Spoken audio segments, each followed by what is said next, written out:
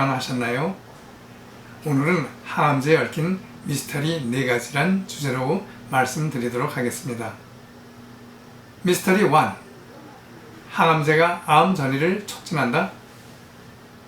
암 치료를 목적으로 사용하는 항암제가 오히려 암의 전이를 촉진할 수 있다는 연구 결과가 발표돼 충격을 던져주고 있는데요. 일본 오사카 성인병원 센터의 연구팀은 특정한 타입의 항암제가 혈관의 내피를 손상시켜 암의 전이를 쉽게 해줄 수 있다고 발표하면서 수술 후 이러한 항암제를 사용했을 경우 수술로 인해 비산되어 있는 암세포들이 다른 장기로 전이되는 것을 촉진할 수 있다는 것입니다. 혈관의 가장 안쪽은 단층 세포들로 이루어져 있으며 혈관 내피라고 부르는 얇은 막으로 되어 있는데 이 막은 혈액 중에 흐르고 있는 여러 암세포들이 혈관 내로 침투되는 것을 막아주어 암 전이를 차단하는 역할을 합니다. 연구팀은 외부에서 배양한 혈관 내피에 특정 항암제를 투여한 결과 내피를 구성하고 있는 세포와 세포 사이의 간격이 넓어짐을 알아낼 수 있었는데 특히 투여된 항암제의 농도가 높을수록 이 간격은 더 커졌으며 결과적으로 암세포들이 훨씬 자유롭게 내부로 침투됨을 확인할 수 있었다고 하네요. 연구팀은 햄스터를 사용한 동물 실험에서 항암제와 암세포를 결장 정맥에 주입한 후 2주일이 경과된 시점에 간 표면을 조사했는데 그 결과 암세포만 주입한 햄스터에 비해 항암제를 동시에 주입한 햄스터의 암세포 콜로니가 무려 7배나 많은 것으로 관찰할 수 있었다고 밝히면서 조직을 손상할 수 있는 항암제를 수술 전이나 수술 중에 사용하면 암의 전이를 촉진할 가능성이 있다고 결론 짓고 항암제의 종류와 투여 시기에 신중을 기해야 할 것이라고 말합니다. 미스터리 2. 항암제가 또 다른 암을 유발한다? 항암제의 위험성은 오래전부터 지적되어 왔었지만 항암제 사용이 오히려 다른 암을 발생시킬 수 있는 위험성이 크게 높아진다는 연구 결과가 발표되어 학계의 파문을 낳게 했습니다. 위암 수술 후에 항암제를 투여받은 환우는 투여받지 않은 환우에 비해 이후 다른 종류의 암에 걸릴 확률이 2배 가까이 된다는 사실을 일본 오사카대 의학부 연구팀이 일본 소화기 학회에 발표하여 알려지게 되었는데요. 오사카대 부속병원 제2외과에서 위암 절제 수술을 받은 환우 중 근치도가 높은 환우 840명을 대상으로 이루어졌는데 그중 340명은 수술 전이나 후에 항암제를 투여하는 보조요법을 실시했고 510명은 항암제 투여가 없었지요.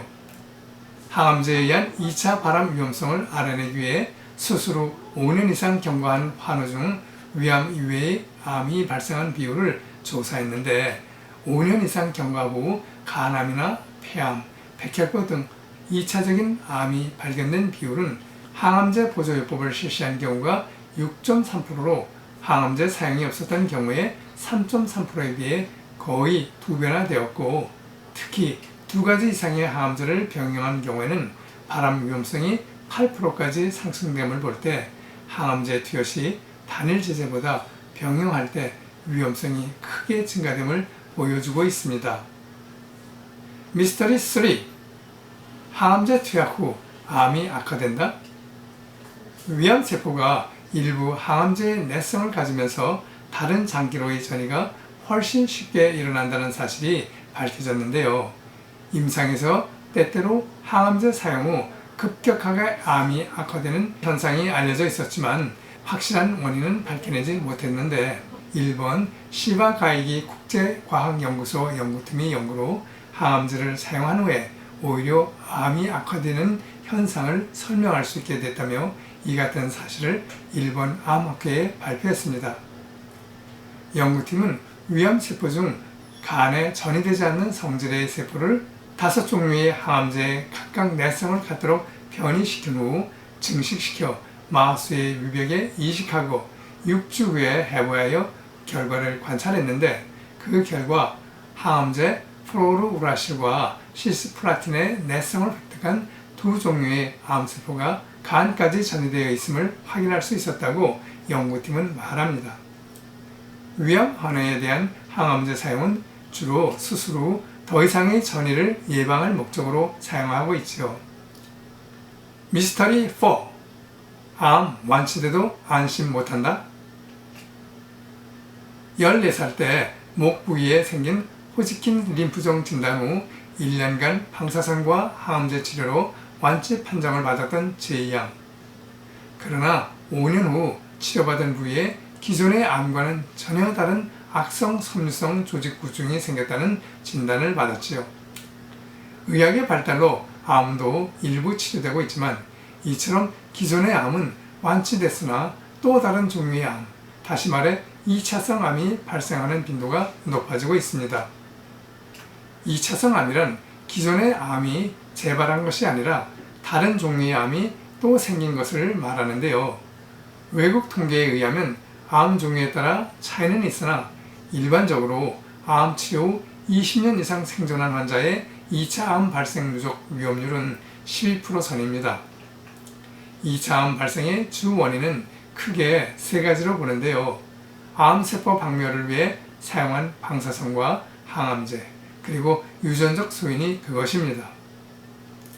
암은 정상세포가 계속적인 자극을 받아 돌연변이를 일으켜 발생하는데 극도로 강한 방사선 조사나 항암제는 기존의 암세포를 박멸함과 동시에 주변의 정상세포에도 영향을 주어 새로운 종류의 암세포를 만들게 되지요.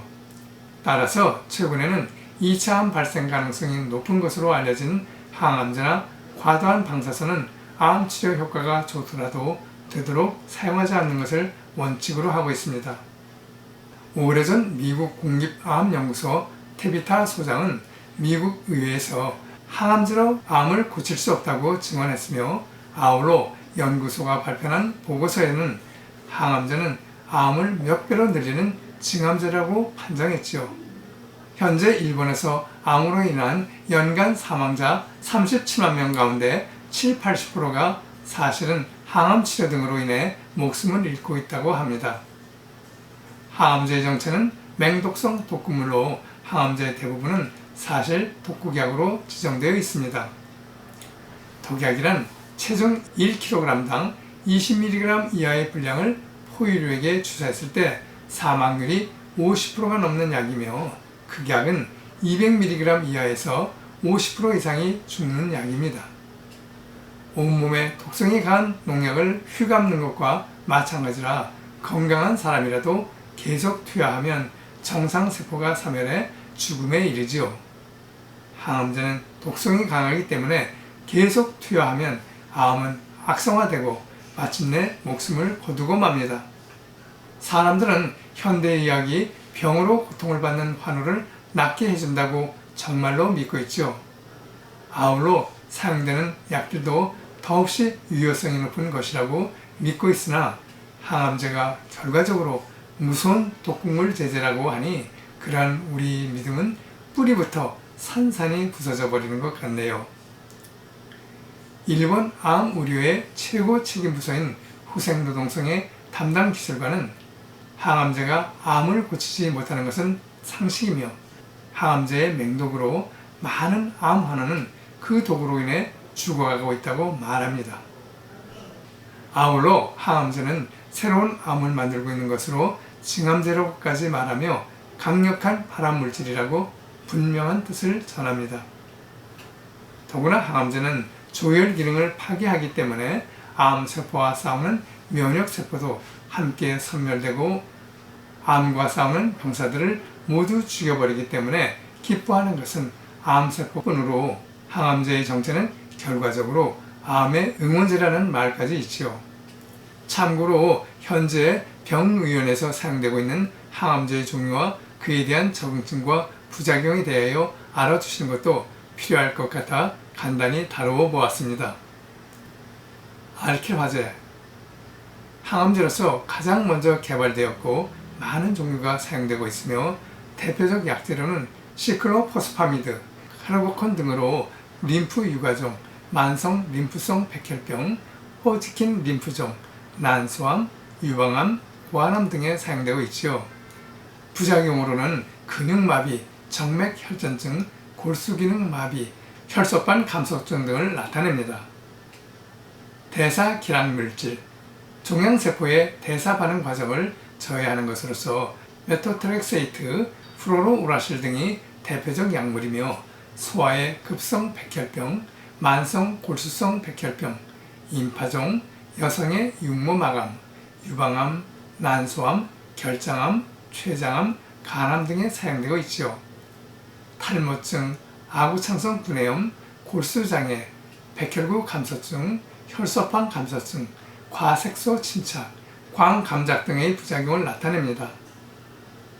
항생물질, 항생물질 가운데서 항종양성이 강한 것으로 미토마이신, 블레오마이신, 닥티노마이신 등이 개발되어 소아의 윌림스 종양, 고환 종양, 여성의 육무마감, 임파종, 백혈병 등에 사용되고 있으며 부작용으로는 피부 발진, 골수 기능 장애, 백혈구 감소증 등을 나타냅니다. 호르몬제, 에스트로겐, 안드로겐, 코티코스테로이드과 같은 스테로이드 호르몬이 암 치료에 사용되고 있으며 전립선 암, 유방암, 임파종, 악성 종양에 사용되며 부작용으로는 고칼슘 혈증, 부종, 자궁출혈, 남성의 여성화, 여성의 남성화 등을 나타냅니다. 알칼로이드제, 식물에서 유래한 것으로 빈플라스틴, 빈크리스틴 등이 있으며 호지킨 림프종, 육모마감, 급성 림프성 백혈병 등에 사용되고 있죠.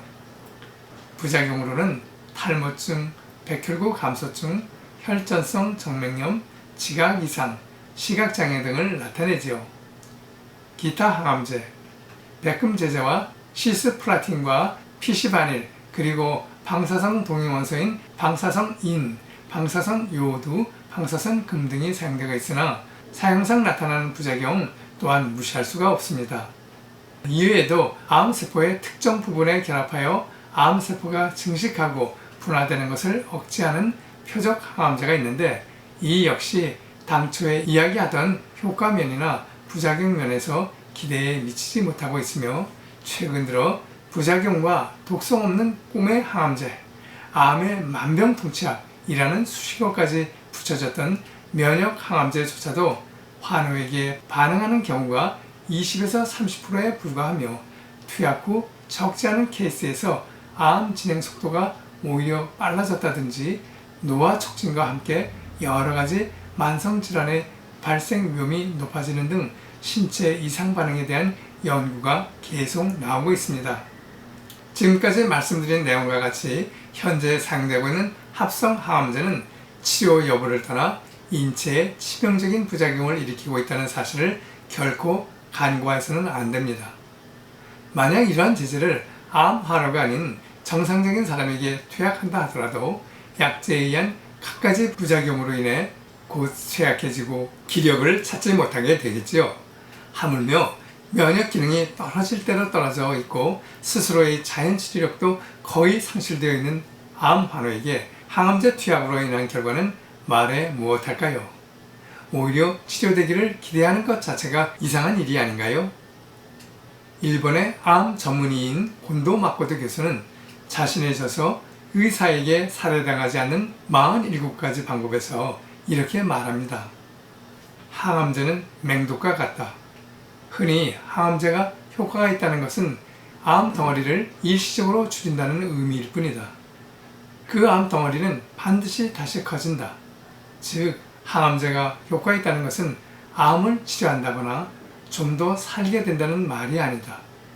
1990년 미국 의회에 제출된 기술평가국 보고서에 따르면 항암제, 방사선 등은 병소를 일시적으로 축소시키지만 이 축소는 의미가 없고 생명 연장 효과가 인정되지 않았을 뿐 아니라 환자의 생활의 질을 악화시킨다고 한다. 암은 대부분 위암이나 폐암, 유방암처럼 덩어리로 이루어진 고형암으로 이런 암에는 항암제가 무의미하다. 즉, 항암제는 고통스러운 부작용과 수명을 단축시키는 효과밖에 없다는 말이다. 의사들은 환자나 가족에게 치료는 무서운 것임을 결코 알려주지 않는다. 대신 의사들은 이렇게 말한다. 암은 무서운 병이기 때문에 즉시 치료해야 합니다. 암은 그냥 두면 순식간에 커져서 고통을 주고 목숨을 빼앗아가는 무서운 병이라는 오해는 이렇게 퍼져나가는 것이다. 오늘 말씀드린 항암제에 얽힌 미스터리 4가지, 여러분께 많은 도움이 되셨으면 합니다. 끝까지 시청해 주셔서 감사합니다.